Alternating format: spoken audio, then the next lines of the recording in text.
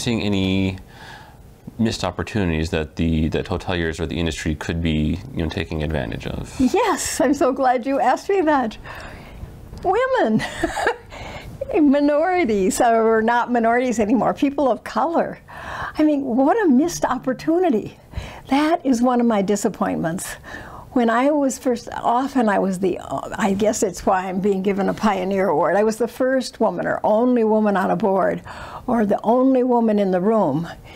Now, honestly, you look around these conferences, look at the facts. I think only 1 in 22 CEOs in the hospitality industry is a woman. 1 in 9 is a president. Women are 53.4% of our industry, and really less than 25% of the leadership, or managerial even. So is that a missed opportunity? I think it's not only a missed opportunity, I think it's dangerous.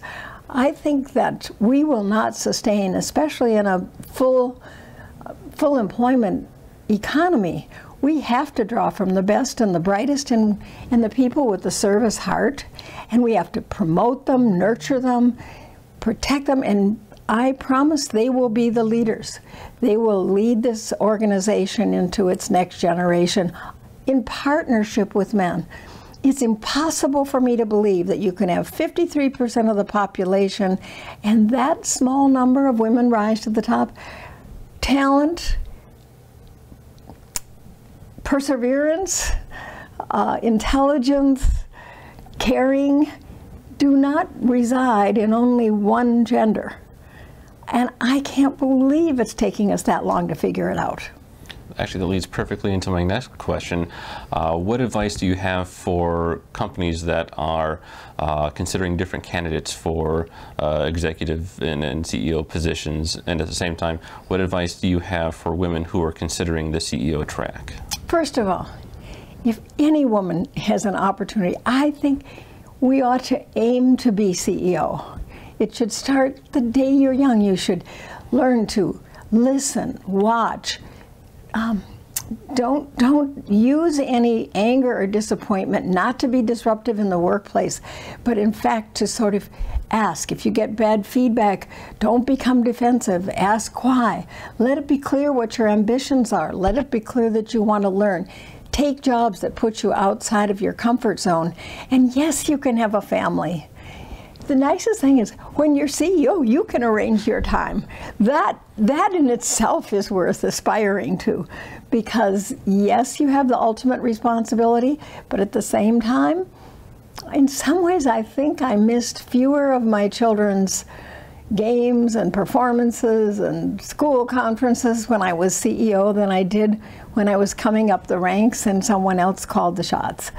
I think businesses certainly need to really take seriously and be purposeful about it.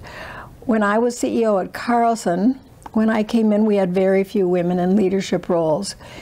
And my younger daughter challenged me. She said, okay, now you're CEO, promote the women. Well, it doesn't quite work that way. When we did performance reviews, we asked who was ready, who was ready.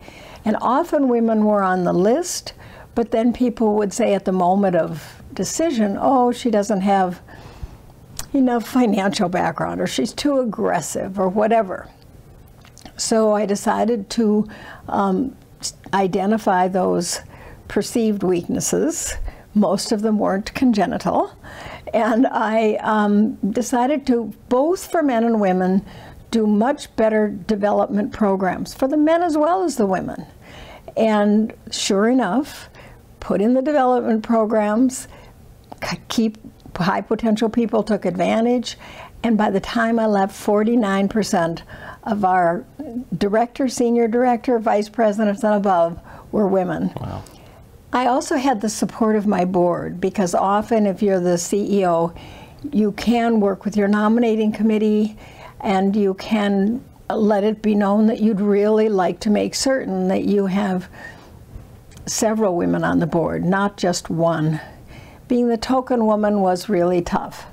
You're marginalized, And I do think people who are invited to be the only woman have to say yes, and then get on the nominating committee and try to find others to join.